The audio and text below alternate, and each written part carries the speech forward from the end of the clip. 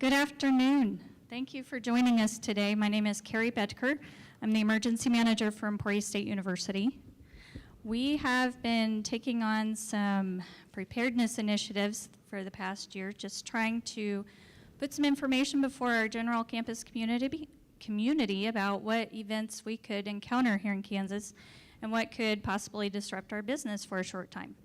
Weather is always at the top of the list. We live in Kansas and it can change every day, and it does change every day throughout the day.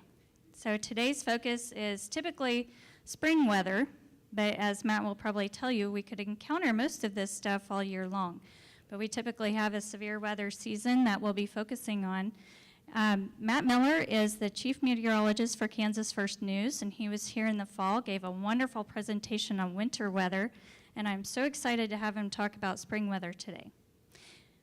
Do you want questions throughout or at the end? I'm pretty flexible. Flexible, all right, so ask your questions as it goes along. Thank you, welcome.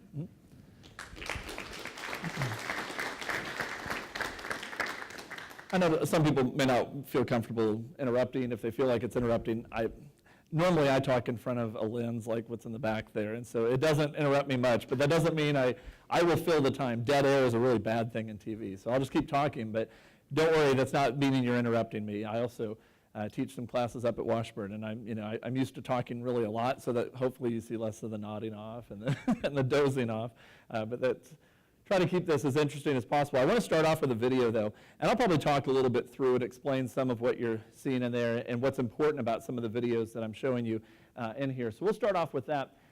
This is just kind of a video kind of leading up to severe weather season, just to get your mind thinking about some of the things that we'll be encountering.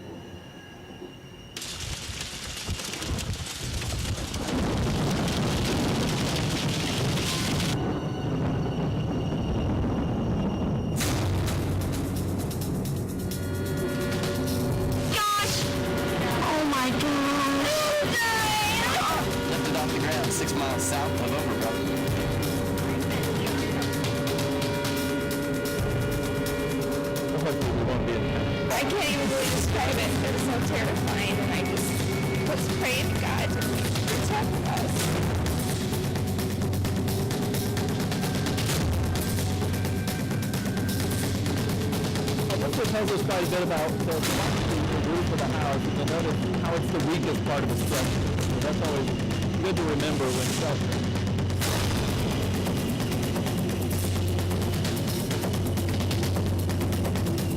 Just start looking at some of these chronologically. This is back in 1966 in Topeka. This was one of the first videoed tornadoes. Before, people didn't have much access to video cameras, and so when you see this, it came through the downtown area. We learned a lot from this. One of the things that we learned was that cities are vulnerable. People used to think they were somewhat exempt, I guess, or in the particular case of Topeka, they thought there was a mound that kind of protected the city, and the tornado came right up over the top of that.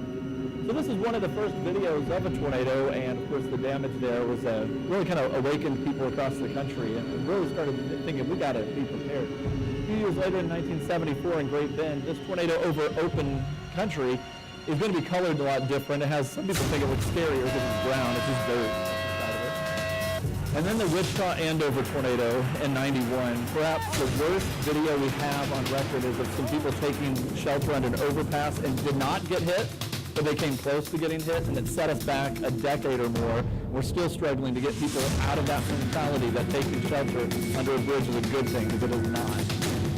You can also see the amount of damage that can be created. Went through the Air Force bases and neighborhoods there. That damage occurs in a few seconds worth of time. A tornado is essentially like being in an explosion when it hits a home. 1999, this was the Oklahoma City tornado, the one that a lot of people compared the big Moore tornado this past year to this one. This one had two tornadoes. The smaller one went around the larger one. It's called a satellite tornado. And as it circulated around, they joined together. That's it afterward. And so is this. One of the things, though, that got skinnier, did not get weaker, it got skinnier at that point. It comes along and it hits these power lines, and at night, that's one telltale sign that there's something really happening, is when we see the damage occurring on the ground by the flashing of what the transformers popping.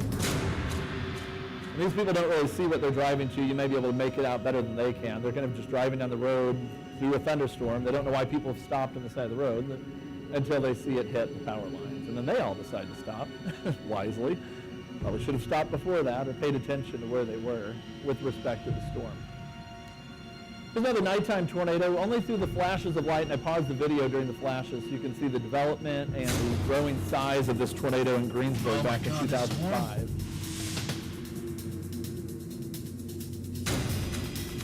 Large nighttime tornado hit the town of just about 2,000 people, and you look at it, everyone says, oh yeah, they rebuilt Greensburg and they did it all green and everything. That town's not the same. It never will be the same. It completely ruined their infrastructure. Are allowed to come back into the place they used to call home. All right, this is over at Kansas State. We have a rooftop camera there that we're using. This is just out off of campus, actually out toward the airport. I'll show you some more video of that later. The end result was some pretty substantial hail damage. That's the most expensive thing in Kansas as far as the storms year after year. All right, then we had another tornado a little bit later, that about a week and a half later, came up through Chapman. When you're Chapman, you need to be in tornado shelter right now. So Chapman was the first town that got hit, and we were able to see it coming in before it hit to give people some warning. It came in as an EF3 tornado. The storm kind of went through a cycling for a weekend. It did not hit Junction This right City. here is the and it tornado touched down again. moving its way into Manhattan. So we've got a tornado on the ground in Manhattan. This storm might be, it's You watch down at the lights. dangerously close to the Kansas State University campus.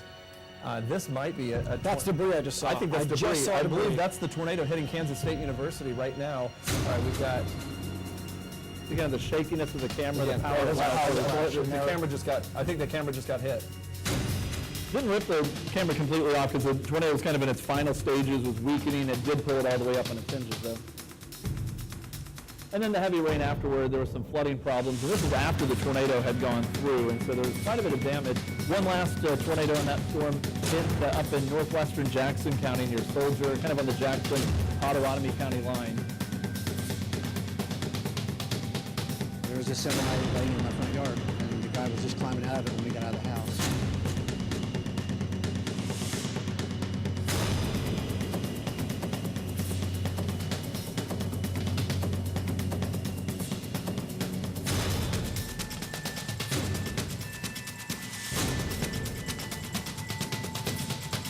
And there was just debris everywhere. These roads you couldn't even get through or anything. I saw the trucks kind of come out and try to push off. There were people everywhere. I've never seen this many people out in Manhattan before.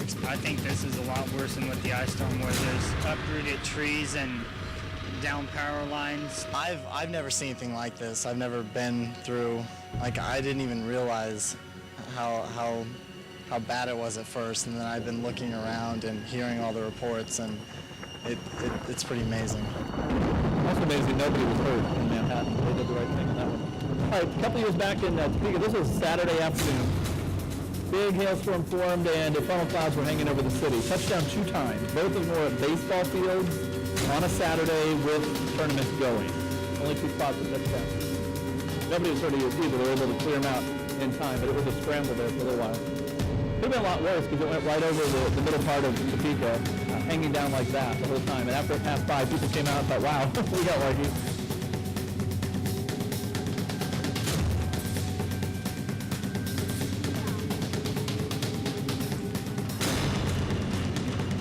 However, later that night, the tornado started to do the same thing, funnel clouds forming right over Emporia, and then it moved up a little bit north and hit the town of Reading. This was from just downtown here in Emporia, looking north toward right over campus up toward Reading.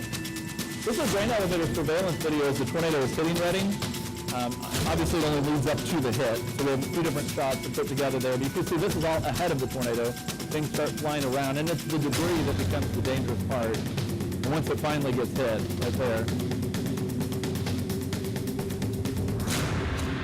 loading the cameras out, which is pretty typical. It's hard to get long duration video inside the range. The emergency vehicles are having to drive off the road to get down the highway. And if any of you went up and saw Reading afterward, it was quite a bit of damage, a lot of cleanup. I mean, there's just so much things on the ground, which is one of the things we really encourage people to remember what kind of debris is out there. When you go to shelter, you have to have some good foot covering, boots, good shoes, things like that. Because when you come out, you've got to walk across that stuff. And the unfortunate part is, with all of the land out in that area, it may have come down and just hit Harveyville, and that's it. I mentioned that these can happen any kind of time of the year. This is a late winter tornado back in 2012 on February 28th. This one came down, and if you've been to Wabunsee County or anywhere in the Flint Hills, you know that finding a town out in those locations is sometimes hard to do, and the fact that this tornado was barely on the ground and it just hit a town. And a real sad story there. One person was killed, and it was a freak tornado that we just couldn't get a warning out on. There was just no indication of it beforehand, only as it happened, and once we saw it, it was pretty much over. All right, so I wanted to look and see if you guys know what the warning signs are to all of this. That kind of primes your thinking a little bit about the upcoming season. Hopefully we don't have to deal with it, but we know it's always a possibility. So it's a good reminder each time to say, okay, what is it that we do need to be looking for on these? Wall clouds, I would say, this particular photo I use jokingly, of course, to say that, one precursor is that you've got the mobile home in the foreground. Everyone always seems to think they're so prone, they attract them. There's even some of the more recent cartoons, I think in the movie Cars, that one of the characters always, talks about being happier than a tornado in a trailer park. I mean, is that one of the things people associate tornadoes and trailer parks? One of the reasons for that is even the smallest of tornadoes are going to do a more extensive damage there. And so it's going to look like it went after that particular area more so. It's not that they're attracted to it. It's not that they're built in areas that are more prone. This particular one, though, does show the actual storm right there. That part of the cloud, that lower part right there, is what we call our wall cloud. It's a precursor to a tornado. Let me put this on my tie, because I think every time I turn my head, my volume goes down a little. All right, so the precursor here is this rotation. You can almost see the wrapped around look of the cloud all the way up through there. There's another view of another one. This one's a little bit more ragged looking, kind of a jagged look to the cloud. But again, that is a precursor to a tornado because it's an indication that the storm is rotating, and that's really what we look for. There's another view of one. The main thunderstorm base, if we were to extend this photo out, this is kind of zoomed in, if we were to extend this out, this base of the storm would go way out across this area, and there's this lowering right here, and that's the part that's rotating. That's the part that is the wall cloud, the part that we would be concerned about. And then I always tell people, if you see anything like this in the sky and don't think that something bad's about to happen, you probably don't need to live in Kansas, because this is your telltale sign that this storm is wrapped up. There's something not good about this kind of a storm because it is so tightly rotating, and the high humidity has allowed for the cloud to come so close to the ground. If this is your wall cloud and out of this is where a tornado could form, it doesn't have to, you can't hardly get a funnel cloud. It'd already be on the ground. Knowing the difference, again, funnel clouds not touching, tornado is. So funnel clouds don't do damage until they touch, and then we change the name to tornado. How would you get a funnel cloud that's not touching in this situation? And so all those storms that could produce just a funnel cloud and that's all, in this type of a situation, it'd be on the ground because it's so close. And it makes the tornado threat a little higher when the wall cloud is so close to the ground. This one I say, okay, what do you think? After what I've explained about that, what do you think? Does that one look like a wall cloud? Does it have the same look? A little bit different. It's not quite as small in comparison to the storm. It also doesn't have that twisted up look to it, if you were to look at it. It looks more spread apart, kind of an arcing shape across the sky. One of the most important things is, do you notice the ground is dry? It has not rained there yet. The storm is not there on this kind of a storm. That is a shelf cloud. A shelf cloud is an advancing push of cooler air that comes out from the thunderstorm. It doesn't necessarily have to have that cloud with it, but you've felt it before. You've been out before the storm hits, and a breeze comes in, and the temperature drops 20 degrees, and that rain-cooled air hits you. Sometimes a cloud will form right on the top of that. That does not produce a tornado, but just like if you took your hand across the surface of a pool and swung it across there, little things would spin and swirl. Little what we call vortex or vortices are going to be swirling like that. That's the same kind of thing. It looks like a tornado. It's caused from the gust of wind, and we call those gustnados. It's just kind of it's not really a tornado, and it's certainly not going to do the kind of damage that a tornado would do. I do want to tell you a little bit about some new stuff, though, that we've understood. If you look at it, every one of those pictures of a wall cloud comes from a rotating supercell thunderstorm. If you had 10 rotating supercell thunderstorms, only one of the 10 would produce a tornado. So why do the other 9 not do it? Because to better understand why a tornado happens, we have to figure out why they don't happen as well. And what we think we finally narrowed it down is what seems to happen is if you notice right here, do you notice how it looks a little bit brighter on the back side of this? If you have a 60,000 foot tall cloud, how is there sunlight getting down to that part of the cloud? There's got to be a hole in it somewhere. And the only way you get a hole is when the air sinks. When it rises, it clouds up. When it sinks, the clouds go away.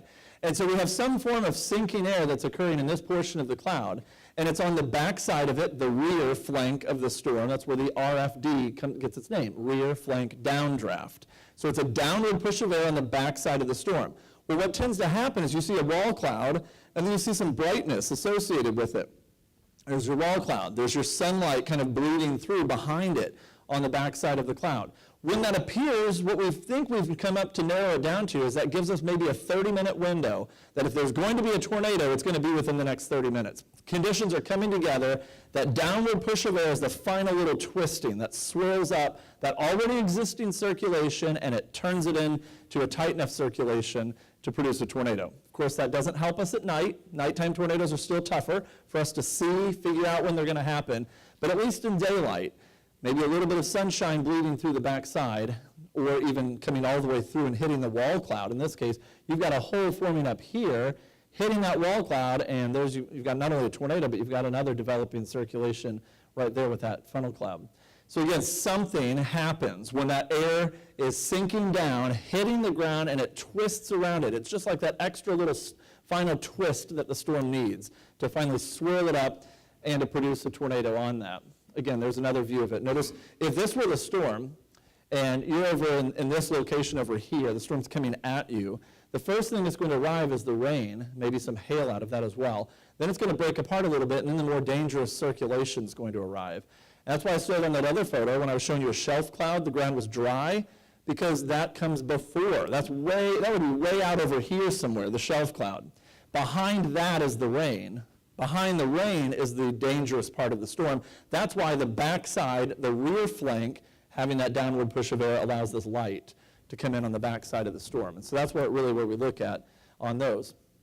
And there's another view of it. This is actually an old photo, and I pulled this out to say it's not something new. It's just we weren't putting two and two together. This is an older picture of a tornado from the, I believe, the early 90s. And you see the sun coming through back here, and that's where the tornado is. We've heard a lot of people's stories. People told stories during the Topeka tornado that as it was approaching, it was really dark, and as it moved away, it was bright white. Well, what would cause it to be bright white? Any cloud is bright white when the sun hits it. It's got to have sunlight hitting it to have the kind of light scattering that makes it white. And so I put that together with old stories and everything. You know, maybe there's something to this, and we think we're starting to get a better handle. The ultimate goal is that we can do less overwarning, because I'll say this, we will always side on overwarning. After Harveyville, that did not get a warning. I don't ever have to look a fifth grader in the eye and tell them, sorry, you almost blew out of your second story window. And this is a real story. I had to go out to Mission Valley Elementary School, and I had to talk to this one kid, raise his hand. He's like, we didn't hear, we just heard it. He's like, before I could even get to my door, the tornado hit our house and almost blew me out of my room off the second floor. And I think to myself, oh, we're better than that. Like, we do a better job than that. One freak tornado and it hit a town, and you have to look the kid in the face and say that. And I'm like, okay, but that reiterates to me, I'm going to keep overwarning a little bit, because I'd much rather over than underwarn, which means that we have to find a way to not overdo the overwarning. So we're trying to glean it down. Okay, we're going to overwarn a little bit, but let's not overdo the overwarning, or else people will get jaded, which I think is what the problem was in Joplin. They have a lot of overwarning in the very hilly, very wooded part of southern Missouri. They just can't see very far. And they would overwarn just in case something spun up as the air swirled around the hills a little bit, spun up a brief tornado. And so they were warning for every single possibility that there might be something brief swirling on the ground. And then when the big one hit, everyone's like, oh, it's another one of those things. And you put that together. So we got to find a balance there. But again, I think we definitely know that underwarning is not a good thing. Overwarning's got to be done in a very, let's say, simple way, or at least a very thought-through way of how much overwarning is okay. But just know that most of the time, a warning is for a larger area than it's in danger. It's going to be for a danger that may or may not come to fruition. I mean, that's kind of inherent in the tornado warnings. There's also a few other outside indicators if you're ever outside around a storm. You see these clouds that look like fingers or tails kind of hanging away from it. They're sideways. They're not rotating. They're actually flowing toward the storm. It's like a big arrow in the sky that says, watch right there. It's pointing across the storm, and it's saying, right up there, that's where you need to be looking, right in that spot, because that's your wall cloud. These point to the wall cloud. Here's another one. This is pointing right up to the danger zone, and there's a funnel right there. So that tells you this is not the funnel, this is not rotating, this is not the funnel. That is right there, and it's pointing up to it and saying, look up there, watch that. That's kind of the area of concern. All right, so with what I've told you about shelf clouds, not necessarily being the same thing as a wall cloud, I'm going to show you this picture because this is that scraggly looking shelf cloud that gets mislabeled a lot. This one, you look at it, well, it looks scraggly. Looks like there's lines across the sky. Maybe that's swirled up tight rotation. It's not. One of the things, again, ground's dry, the rain hasn't arrived yet, the storm's coming through, and so there are a few signs on this one that this would be a shelf cloud. But if you were to watch it, you would notice that the clouds are advancing towards you rather than swirling around and advancing at the same time. What about this one? Anybody have a guess whether or not this one's a wall cloud or a tornado on this one? Anyone want to take a stab at it? How many of you think it's, let's do it by hand, that way no one has to say anything verbally. How many of you think it's a wall cloud? How many of you think it's a tornado? Question or the answer on this one is, you're probably both right. I don't know. I can't tell. It's a trick question because I can't see the ground. I can't see whether or not it's touching. To have a tornado, it has to be in contact with the ground. The way the lay of the land is right there, it awfully could be. I mean, it's awfully close. It very well could be a tornado. It's just too hard to see the ground. On those, you'll hear things like, possible tornado has been sighted. That's because they don't want to say it is a tornado, because a tornado confirms it's on the ground doing damage, and we don't know that. You don't want to say there's not a tornado, because it could be on the ground doing damage. So you just say what you do know, and that's just that it's a possible one. What about this one? Sure looks like a tornado, doesn't it? Until you watch the video of it, which I couldn't get that one. It's off of VHS tape. It's an old one. So anyway, but this one I'll explain to you. If you look on the sides right here, notice how it looks really just bubbly on the sides and not real smoothed out and twisted. It's not rotating at all. This is a kind of a microburst called a wet microburst. A real heavy little shower of rain pulled the cloud down with it. I was living out in Knoxville, Tennessee at the time, and this was out in Maryville, Tennessee, just south of there. The Smoky Mountains are in the background. And this was going to, whoops, skipped ahead of myself. This one's going across this valley, and there's no rotation to it. It's just kind of drifting across there. Compare that to what a real tornado would look like. Much more smoothed out on the edges over here.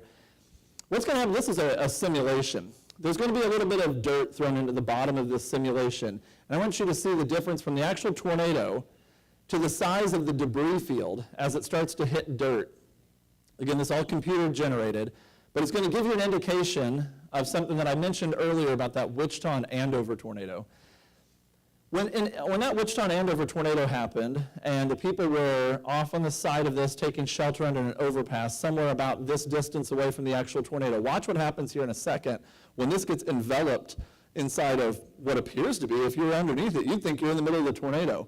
The tornado's over here, not over here, and you would have had a high wind, not a tornadic wind, but a high wind. You would have had things flying around you, and you would have thought, hey, I just made it through a tornado safe under this overpass. I should tell everybody this, broadcast it, set the whole community back a generation on sheltering, because when you're in the middle of this, you sure think you're in the tornado, but you're not.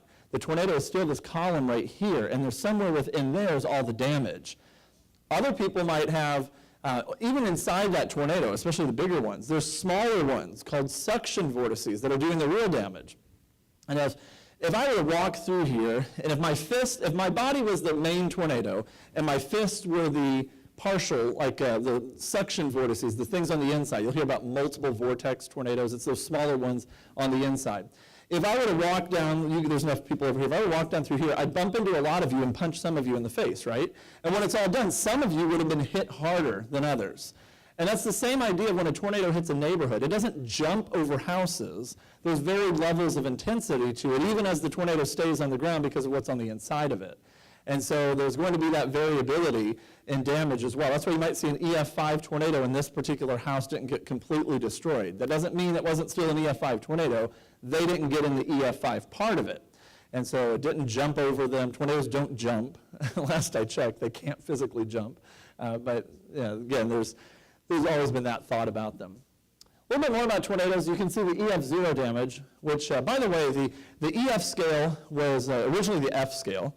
Dr. Fujita at the University of Chicago came up with the scale to rank tornadoes based on what would happen if a well-built home was hit by a tornado.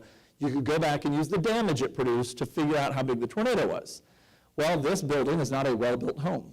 It's a well-built building, it's just not a home. It's different. It's got much larger rooms. It's got much different materials it's made of. A mobile home, a barn, all these things, they're all different structures. So we have an enhanced Fujita scale now. It should still look the same. We also realize, too, that it's not the wind that's doing the damage, it's the wind plus your neighbor's Suburban hitting your house that's doing the damage. And so we had to start factoring in the big chunks of debris. A washing machine hitting your garage wall at 80 miles per hour is going to do more damage than an 80-mile-per-hour wind. And so we had to factor that stuff in. And so now when you hear a tornado, the wind speeds are a lot lower because it doesn't take as much wind to do the kind of damage that we thought it would take. So EF0 damage, if the trees are softwood, it might rip them a little bit. But notice the car wasn't flipped. The branches weren't all completely stripped. There's still leaves on some of them. The shingles are still there. When you get into an EF1, the shingles, and sometimes even the, I don't know what it's called, the roof material, whatever it is. I would say subflooring if it's in a house, but whatever the floor, the surface of the roof starts to get ripped off. Siding's not gone, door's still on its hinges. The house is not shifted off its foundation. It's a weird drive under a carport kind of thing that was on this particular house. EF2, this is a manufactured home. It was anchored, so it's not a mobile home, but it was an anchored manufactured home, and a lot of exterior wall damage, but not total failure. On a well-built home, you would not have wall failure, yet you would at EF3. That's a well-built home. And you may look, well, it was a well-built home, I guess best way to look at it. There are some interior rooms that's smaller walls right there are still standing in some of the interior areas. So there are some safe places even above ground in that.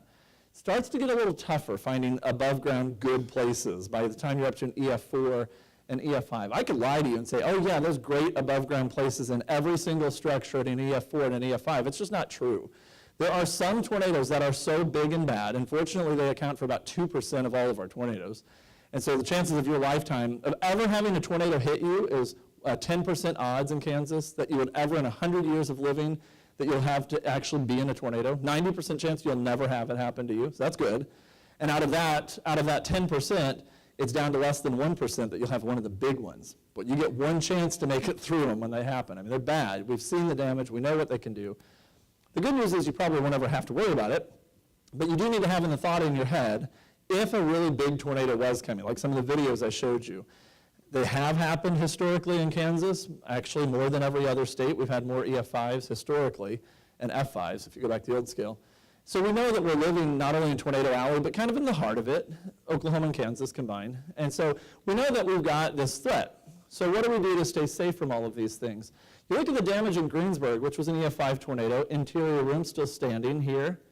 This one, not much left standing at first glance. This is their driveway. Here's their garage.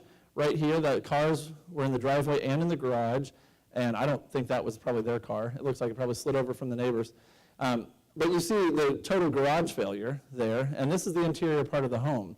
And if you look really close, do you see right here the door of this closet still on its hinges?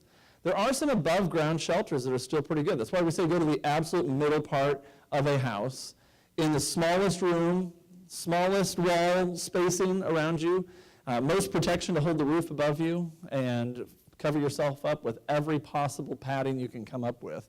And then that's the way to kind of ride out a storm above ground. What you really, I think, should do is to get below ground whenever possible. And I wish I could say we have so many underground shelters in Kansas. I mean, we are so fortunate compared to other states in Tornado Alley. Oklahoma doesn't have it. Missouri, depends on the part of it, they don't have it entirely. Nebraska has close and percentage-wise to what we have as well. But you really look through the Central Plains region, and we're extremely fortunate with the high density of basements. And if we had a better plan in place knowing where the nearest basement is to you in different locations, or if you're in a really large building like this, it may not take a basement, but a lowest floor hallway is practically a basement when you've got a building this large over you. So on campus, it's going to be a little different. But around town, I mean, there are so many options. The best news to say of all this is that in the entire recorded history of tornadoes in Kansas, I have looked and looked and looked and looked, and I have yet to find a recorded basement death in the state history, which is pretty substantial, I think. We look for what's the safest way, what's the way to be safe. My thinking is, and what I have my family do when I'm at work, is they go in, we have a basement bathroom, and they go in the tub, in the basement's bathroom, covered up with pillows and blankets and a mattress, and then I don't have to worry that anything's going to happen to them, because cave-ins are rare into a basement. That's the biggest fear you really have. Trapped in your basement is not rare, I will say that, but I would much rather be trapped in my basement. Usually the basement's fine, you just don't have a way out of it, because above you is debris. If you got hit by a tornado, you're stuck in your basement for a couple hours until people can move the debris out, but you're fine. To me, that's a lot better than being above ground and not guaranteeing you're fine. So I know claustrophobia would set in for some, but it's still, in my opinion, a better thing. A panic attack is still better than getting hit by a 2x4. And the things I've seen, unfortunately, way too many, I won't even tell you, just bad things about what happens when people are hit by tornadoes. And it's not pleasant. I always encourage everyone, have an underground shelter. There's just no better place to be. All right, let's skip over to lightning a little bit. I want to show you this video. This is slow motion, 1,000 frames per second, slowed down to just 30 frames per second. This is what lightning looks like when you can't see it, though. I'm going to back it up. Actually, I'm going to start it over. Let me explain it first, because it's going too fast for me to explain it. All right, 1,000 frames per second, played at our normal video speed is 30 frames per second. So it takes 1:30 to play essentially 1 second worth of video. So when you're watching this, all of this goes on, not even 1 second is going to transpire. So this is in less than a blink of an eye. It reminds me of the old Atari game Missile Command a little bit when you watch it. But as this starts to come down, it's seeking a path to the ground. It's looking for that path of least resistance. And there's all these little feeders that are looking out there. One of them is going to reach the ground, and it's a race to which one gets hit, or which one makes it to the ground. And once one connection is made, it fills that channel in, and then now, again, still 1 second has not transpired. Now it's the dumping of electrons from the cloud down to the ground. Too many went down to the ground, so some of them go back up to the cloud.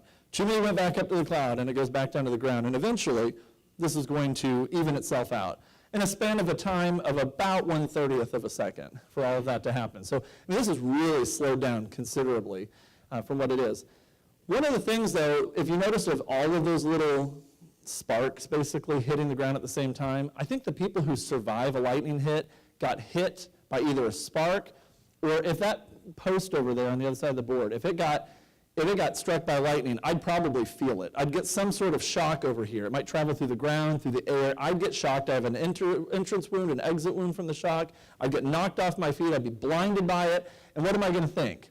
I just got struck by lightning. No, that got struck by lightning. I got shocked because I was too close.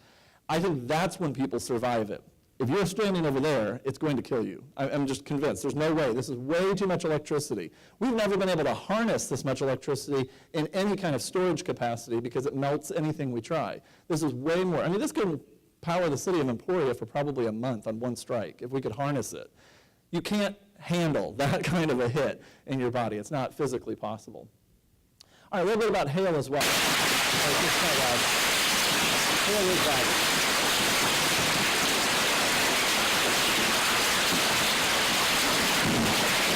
This is just before lunchtime in June.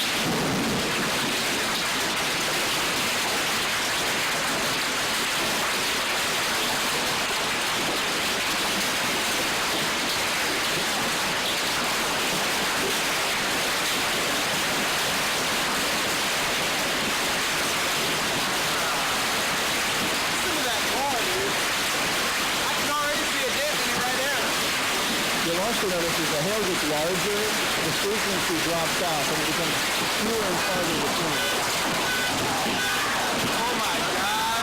I wouldn't ride a motorcycle with that.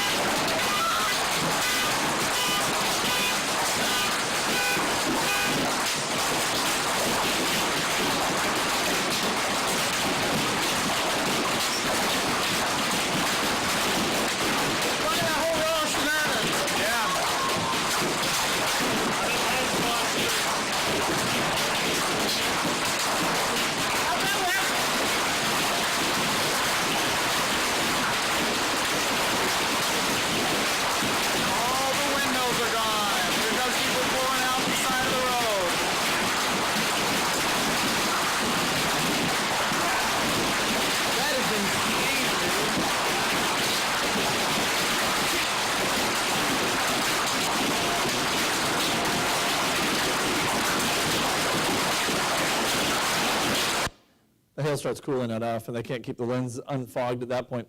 That is a storm that got up to about baseball-size hail, and that is not a record. The record size, actually a normal occurrence in Kansas is softball size. Somewhere in the state yearly, we get on average at least 1 to 2 locations getting softball-size hail. The record in Kansas is 7-inch diameter. It broke the old Coffeyville record. This was down on the west side of Wichita. 7 inches in diameter is about the size of a, it's a 45 record, which we need to come up with a new name because no one has 45s anymore. That's the official name of the hail size, is the size of a 45 record. The actual now U.S. and world record, which by the way, all hail records are in the United States. If you haven't figured out, the United States absolutely trumps like storms anywhere in the world as far as the severity. It's moderately close in Brazil and Bangladesh, and that's about it. Everywhere else falls distantly behind the kind of thunderstorms we have. And so the hail records are set mainly in the Central Plains region of North America. The Nebraska and Kansas both have 7-inch diameter hail records, and extreme southeastern South Dakota holds the overall record at 8 inches across, which is the size of a volleyball, which is pretty substantial on that. Open up to some questions if you guys have any. If you ever see anything, we're always like, we have a camera down here in Emporia, so we try to keep a pretty close eye on what's happening down here. We have friends over at the Gazette that tell us some stuff, and anybody who feels free to give us some information. There's our email address to send in stuff. If you see something, you may be in a location that you see it and we don't, and it's good information. The more eyes we put out on it, the more information we have. We do kind of suffer from information overload sometimes, and other times we're just in a vacuum of information. It's like literally when it rains it pours, even on this. It's like we get all of the information on one storm, we're like, we know we've got 80,000 things we're trying to sort through, and it's all telling us the exact same thing. And then other days, we just want somebody to tell us something of what's happening there. We're not there. I'm up in a windowless room in Topeka trying to tell everybody what's going on with radar and having sent people out. I have chasers that are out talking to me, and they may not be in Emporia. They may be on the other side of town looking at something, and you may know something we don't. And so don't ever hesitate to send that information our way. It's always nice to have it. We'd rather have more than not enough. Anybody have any questions? Hello? Oh, look, I got it. I have a mic. Anybody have a question? I have one to get started. Thunderstorms in our area, typically you see the big blurb on the radar, or you see that line that comes through on the radar. Can you talk about that big line that comes through? Are those the straight line winds with the... More often than not, yeah. What happens is there's really 4 kinds of thunderstorms. You have your little single cell ones that aren't going to do much. Those are just little pop-up storms that you'll see them on radar kind of dotting it here and there. Sometimes you'll see a whole bunch of stuff on radar, and it just looks like a mess when you look at the radar, and some of it's really heavy and some's not, and we call that multi-cell cluster thunderstorms. There's clusters of them, there's multiple ones. Some of them are growing, some of them are dying out. And then we have the multi-cell lines, and that's what you're thinking of a squall line. It's on radar, it's going to be along the cold front or along the dry line, or another type of frontal boundary of some type is usually where that is found. When it's in its full straight line, typically the winds aren't too bad. You have maybe 50, 60, 70 miles per hour. When there's an arcing shape on it, which we call a bow echo, then we start to get a little bit more concerned that the winds have hit a high enough speed to push the whole storm forward. And so something has come down and pushing that whole storm, and it bends it forward. And at the apex of that curve, that's where sometimes we'll clock those 80, 90, 100 mile per hour winds with straight line winds, which is very different than the big blob with a little hook on the back side of it, which is the supercell. That's really what a lot of what we've been looking at has been the supercell stuff. I mean, it's the mother of all storms, really. When you think of it that way, it's the big one. It's the one that causes everything big. Now, could you get a tornado out of a squall line? Sure, because where that bending forward is, it's got to reattach on the other side, and we call that the bookend. On those bookend, it can still spin a little bit. And usually the southern one, maybe a little bit more so, and some tucked into there. Sometimes we'll see a brief tornado or two. Can we get tornadoes on that straight push of wind? Yeah, but we call them gustnadoes. They're a little bit different. It's like a glorified dust devil, really, is what it is. So there are some other ways to get it. I've seen a couple tornadoes called land spouts, which is common out in Colorado. They do get a lot of tornadoes there, but they're not our kind. They are land spout tornadoes where the swirling is on the ground or over the water, swirlings over the water, and they get sucked up to the storm rather than coming down, and those are spouts. Land spout if it's over land, water spout if it's over water. Those are not your classic big-time tornadoes. The big ones have to come from a supercell. The ones that we really, really get concerned about, that's a supercell tornado, the supercell thunderstorm producing a tornado. Those are the worst of the ones we have. So when those come through in the evening, oftentimes you'll see them start up around that 6, 7, 8, right as everybody's heading home for the day. And then we kind of get through that early round of storms. And then it seems like you can't pick your bedtime because you don't know if it's done yet. Is there something coming behind this? Okay, we've seen red go by. Does that mean we're kind of... It depends on Do the you have situation. good advice for someone who's trying to figure this out without us trying to be meteorologists? What Yeah, else is... Hopefully you've done your coming? sleeping, because you won't sleep again until July if you're nervous. No, no, it's not that bad. What typically happens is, our peak time is 3 to 9 p.m. That's our peak time for severe weather. It's the warmest time of the day. If you think about, a beach ball you hold down at the bottom of the pool, it's getting a lot of potential energy to explode to the top of the surface. When the warm ground heats up, it can explode upward as well. And so that takes a warmest part of the day. 3 to 9 p.m. is our warmest window of time. Maybe a little bit earlier than that, but storms get going in the 3 to 6 time period, and they continue on toward 9 o'clock. But 3 to 6 is the heat of the day, hottest temperatures, and so that's when things then start up, flare up, and continue on into the evening. Then the sun sets. And when the sun sets, the atmosphere does something we call decoupling, which means all of this stirring up, that lava lamp you've seen with the bubbles going up and down from the heating element. Well, the sun heats the ground, and these bubbles start rising up and down and rising up and down. If you've flown into an airport on a hot summer afternoon and that bumpy landing, that's the lava lamp invisibly going on outside. When the sun sets, that stops. And all of a sudden, it separates into 2 layers, essentially. The lower level gets pretty calm in comparison, but the winds up above start picking up speed, actually, because they no longer have the friction of the ground slowing it down. And so they pick up speed, and they can really intensify thunderstorms as the sun sets, which is why Greensburg got worse as the sun set. It's why Manhattan that night, the storms got worse after the sunset. Most of the time, we don't have very many tornadoes after midnight. When we do, it's something that is well in existence from southwest Kansas, holding its own all the way to here. And in that case, we might, you would already have known about it. We rarely get random pop-up 2 a.m. tornadoes. I'll say it that way. Pop-up hailstorms at 2, 3, 4, 5, 6 in the morning? Absolutely, because they're forming in that layer up above where the high winds are blowing through. But they're not what we call rooted down to the ground. And so they're not touching into that bottom of the air, swirling in. If it's not a surface-based thunderstorm, you're not going to get a surface tornado.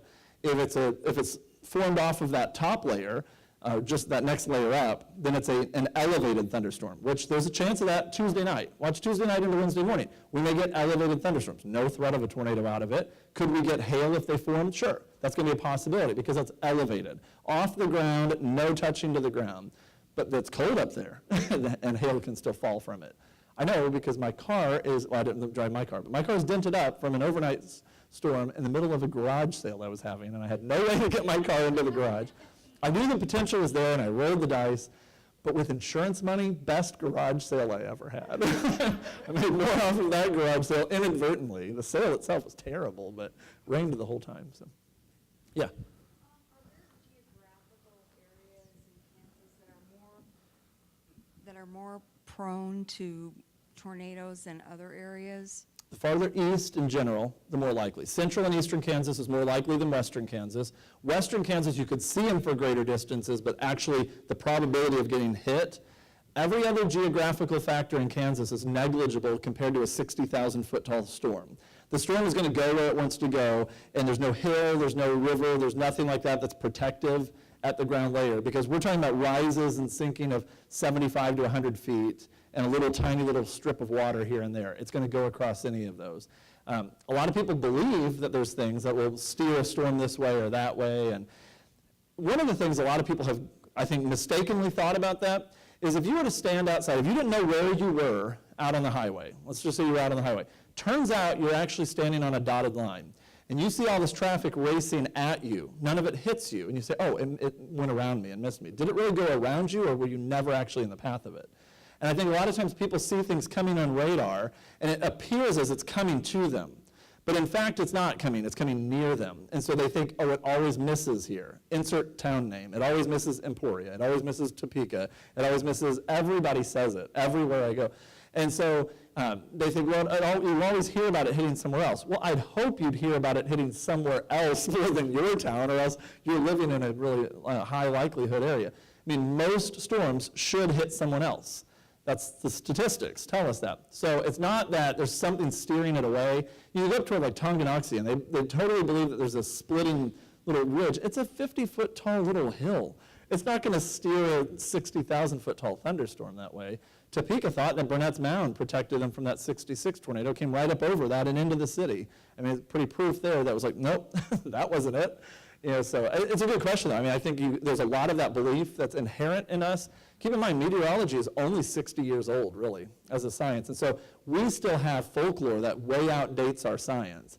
And people don't know which one. I heard it when I was younger. It must have had some truth to it. It predates the science. So now that we have more science to it, we're trying to undo some of those myths and misconceptions, and Grandpa meant well but didn't understand it, and those kind of things. Yeah? We used to say it in Emporia, it was safe because we were between 2 rivers. Yes. That's what Junction City says, too. Yeah. Well, yes, that was at 74, June 8th of 74, Emporia got hit. Rivers stopped flowing that day, you know? I don't know. Tornadoes can go well deep up inside of the actual storm itself, sometimes to a height of 10 to 20,000 feet tall. I mean, it's when you really look at where the circulation is rooted into, you just see the bottom of it. They go pretty high up into the circulation, which is why radar can usually ping it at several levels. Now, is it really the tornado, or does it gradually just become part of the storm circulation? That's a hard one for us to tell because we can't see inside of it, and it's covered in cloud. But from what we can tell of the circulation, I could say it with certainty, extends 10 to 20,000 feet up into the storm, and it may be that the tornado can reach that high as well. All we really care about is the width and strength of it at the ground anyway. How much is rooted up above, though, might dictate some of that, of how big it is at the ground, too. So there's a lot to that as well. Yeah? No, I've never recommended that. Let me tell you this. Good question. I'm glad you brought that up because I meant to bring this up. His question was, is it still recommended to go to a ditch if you're in a car? Here would be my recommendation. If you guys can see, for those who can see out that window, or if you know how close the parking lot is over there, if those cars are being flipped by a tornado, then sure, then it's close enough. If it's any farther than that, you can get out of the way. That's not outrunning it. That is out positioning or getting out of the path of it. I see this on I-70. People will do this all the time. They do it on the turnpike, too. I've seen it happen there. People will see, especially when it goes through the Flint Hills, like out by Cassaday, you can see for, 8,000 miles off to the west. So you see a tornado out over there. It's probably 20 miles, 15, 20 miles away. At its normal speed of movement, 40 miles per hour, 50 on a faster one, it's going to take at least 20 minutes to get to you. So you get out of your car and you lay in a ditch and wait for 20 minutes for it to come hit you. It sounds crazy, but people do it.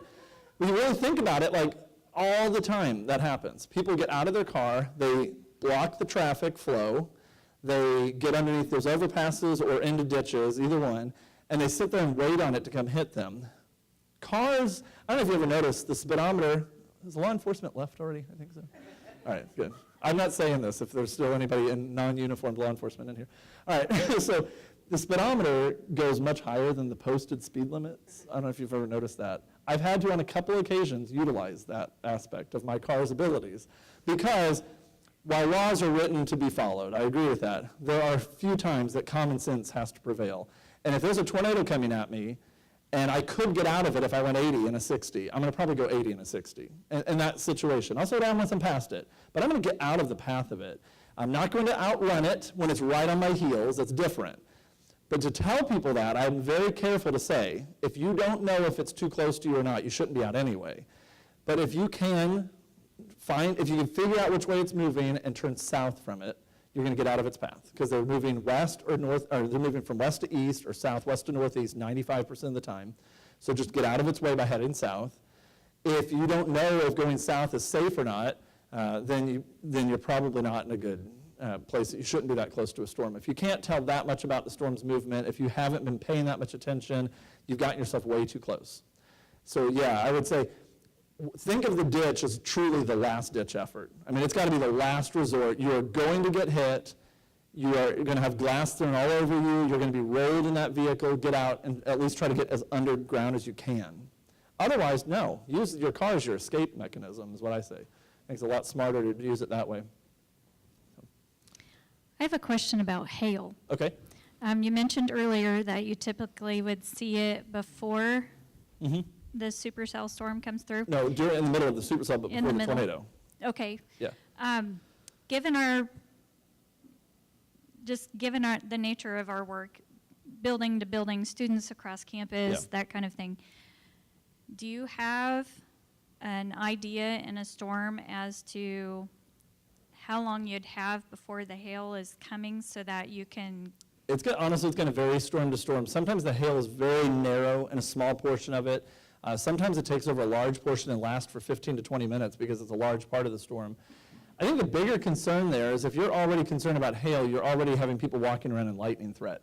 And I think that's the biggest campus concern I would have, honestly, is the fact that people are out walking around and lightning is definitely able to strike, and it's going to have to hit something. And you start looking, okay, the size of the campus, what is it going to hit? Trees, buildings, hopefully, in that case. People are out there, though, too, and everybody carries a positive charge, and that's what it's looking for. So that's kind of the danger aspect of it. I think it's more lightning than hail, but I wish I could give you a straight answer on the hail one. It could be almost immediately as the rain starts. It could be one brief round of hail almost at the end of the rain, tucked away next to where the circulation would be, deep inside the storm. Did you have a question? Yeah, I also have a question on hail. What determines or how do you know when we're going to be getting P-size or quarter-size or beta? We have radar beams now that send a direction two ways, and hopefully it can kind of like do a cross-section a little bit more. There's certain things we look for. I mean, when the radar is just off the charts showing a lot of precipitation, it's probably not raining that hard. It's got to be hail that's causing that much return on the radar. It's hitting something. And the radar is sending back all this information to us. It's got to be from hail. The more it sends back, the better the chance that it's hail. We also send up weather balloons that give us an indication of what the potential is anyway, and we kind of tie those two together through some computer programs, and we do this. It's going to get really geeky here in a minute if I'm not careful. We do a lot of calculations of the depth of the moisture in the storm and the temperatures in the storm. And so if it's all really warm, then there's no hail. It's going to be just a torrent of rain, which would be the case of like a tropical type of a thunderstorm. They don't get, in the tropics, they don't get much hail. They don't even get that much lightning down in the Caribbean islands, and it's just rainstorms. Where here we get a lot of lightning because they're very cold, they're very electrified, they're very hail potential type storms, and so we have to kind of balance those two things out. But it's a lot of algorithms that are built into the radar display that we kind of figure it from that, and we base it off that, and when we're wrong, we tweak it a little bit, see, maybe we should have done it this way, and over time, we've hopefully created a pretty good approximation. Was there a hand over here, too? I don't know if my peripheral vision caught something.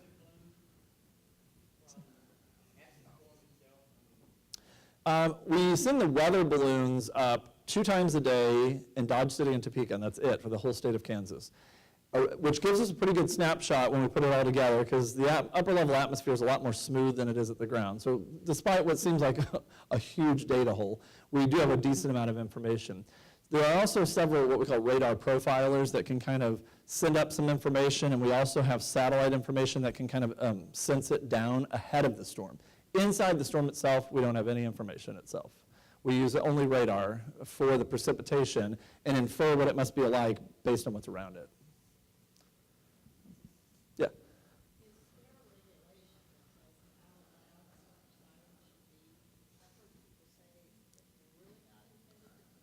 Yeah.